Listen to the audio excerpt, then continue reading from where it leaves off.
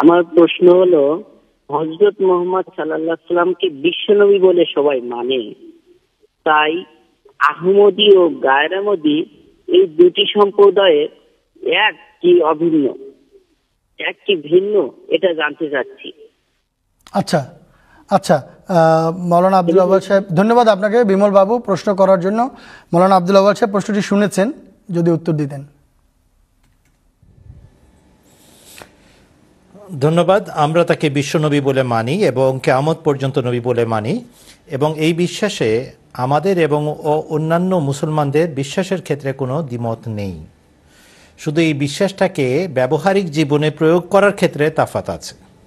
তারা বলেন হুজুর সাল্লাল্লাহু আলাইহি ওয়াসাল্লাম ও রাহমাতুল আলামিন সমস্ত বিশ্বের জন্য রহমত স্বরূপ আগমন করেছেন, কিন্তু তারপরে রহমতের দুয়ার বন্ধ হয়ে গেছে। আমরা বলি তিনি রহমতের দুয়ার অবারিত করার জন্য এসেছিলেন, কাউকে বঞ্চিত করার জন্য আসেননি। তারা বলেন যে এই উম্মত ছারখার হয়ে যাবে, এই উম্মত অনেক রকমের রোগ ব্যাধিতে আক্রান্ত হবে, কিন্তু কোনো চিকিৎসক আসবেন না।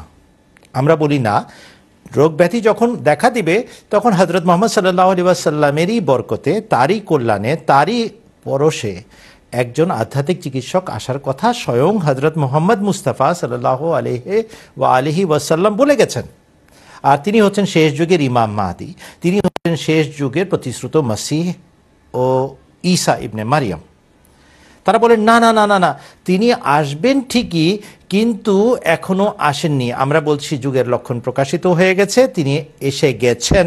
আমরাও আপনাদের মতো অপেক্ষমান ছিলাম, আপনারা দয়া করে যাচাই করে দেখেন। ওনারা বলছেন না না, আমরা যাচাইও করব না, বাছাইও করব না, আমরা এটাকে কোনো মতে গবেষণার মধ্যেও ফেলবো না, দূর থেকে আমরা কাফের বলবো। এই হচ্ছে এখনকার সমস্যা। তা না হলে লা ইলাহা ইল্লাল্লাহ মুহাম্মাদুর রাসূলুল্লাহ, এক কলেমায় আমরা বিশ্বাসী, আশহাদু আল্লা ইলাহা ইল্লাল্লাহু ওয়াহদাহু লা শারীকা লাহু ওয়া আশহাদু আন্না মুহাম্মাদান আবদুহু ওয়া রাসূলুহু, এই কথায় আমরা সবাই বিশ্বাস করি।